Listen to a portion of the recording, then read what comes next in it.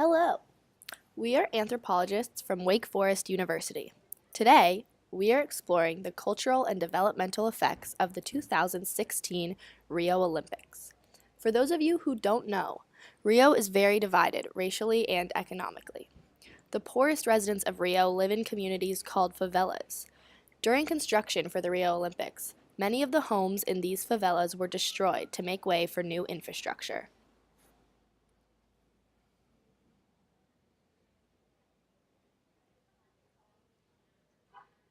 In order to build infrastructure for the 2016 Olympics, favelas were destroyed, leaving thousands homeless. The Olympics were meant to bring prosperity, but instead contributed to the socioeconomic and cultural divisions in Rio.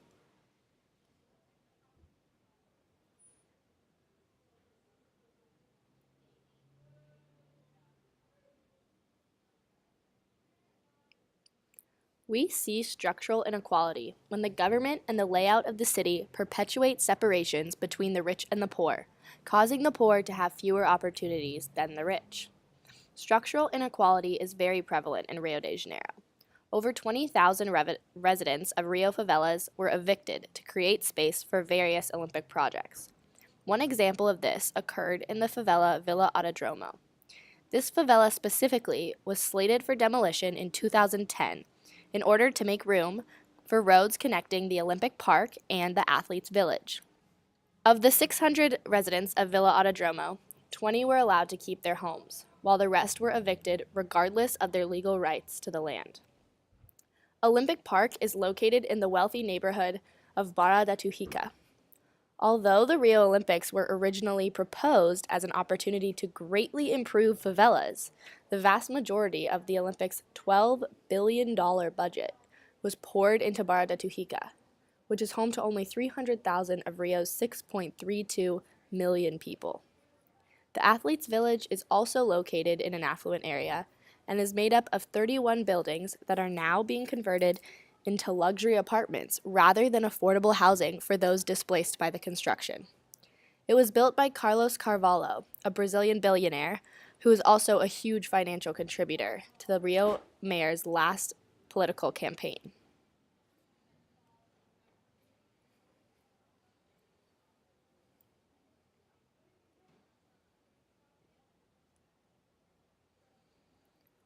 This connects to a larger trend of transportation infrastructure excluding access to and from favelas.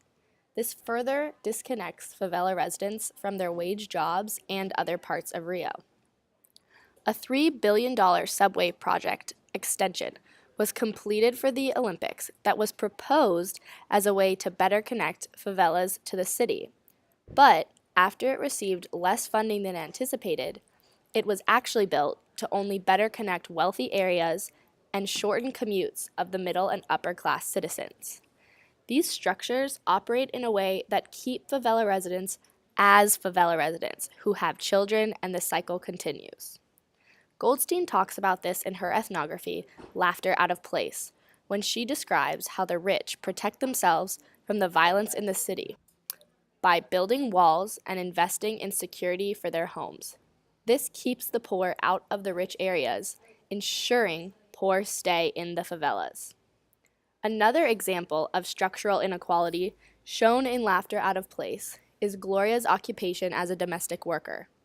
Because she works as a domestic worker, as so many other favela residents do, her children will also grow up with the same skill set as her, limiting themselves to really only knowing this line of work. Conversely, the children of those who are better off will not have any of these skills. Thus, they will also grow up needing help doing household chores as their parents did before them, and eventually hire domestic workers for themselves.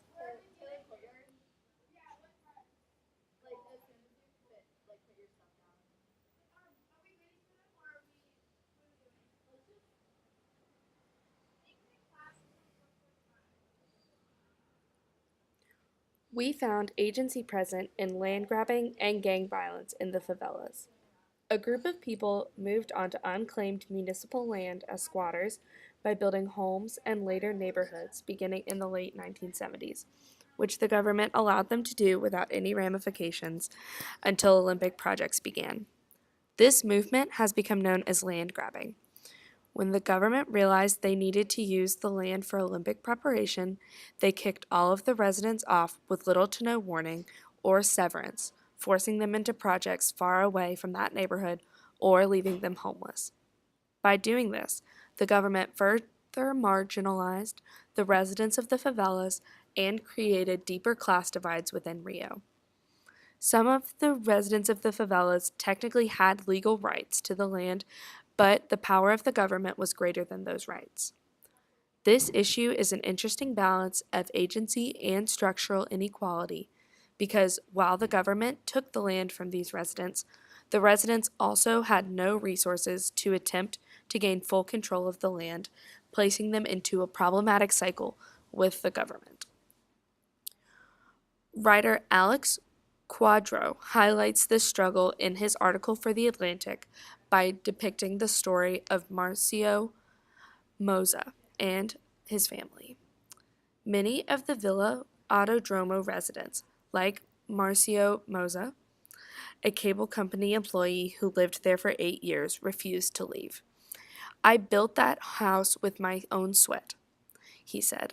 Real police manhandled him when they tried to approach his home with bulldozers the next day. With a 9-month pregnant wife, he needed to fight to keep his home. He resisted as long as he could, but ultimately had to give in to the police. Families like Moza's now live in low-income housing projects less than a mile away from Villa Autodromo. Gang violence is also present throughout the favelas and contribute to the corruption discussed within the book. Gangs present an interesting paradox of consistency and disruption for the residents of the ethnography. They enforce an order that the corrupt police of the area struggle with, but also engage in an arguably unhealthy amount of violence to do so. There is some irony within the relationship between gang members and cops. According to Goldstein, there are both good cops and bad cops, as well as good gang members and bad gang members. In the scenario with the man from the favela who was sexually abusing his stepdaughter, a local gang heard about the situation and promptly sent a few members to beat him up and exile him from the area. In this situation, the good bandits or gang members served justice rather than the actual law enforcement. Similarly, while cops are traditionally viewed as the saving grace of communities, the corruption found within the police force makes it difficult for the officers to do their job to the best of their ability.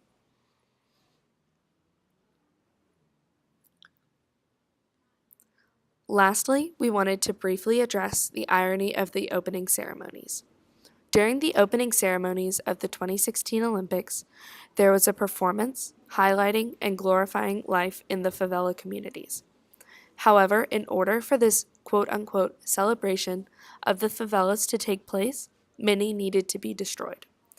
It also showed favelas as colorful blocks with dancers dancing atop the display. Life in the favelas was depicted inaccurately and ironically. We hope that this presentation gave you an insight into the cultural implications of the 2016 Rio Olympics. Thank you.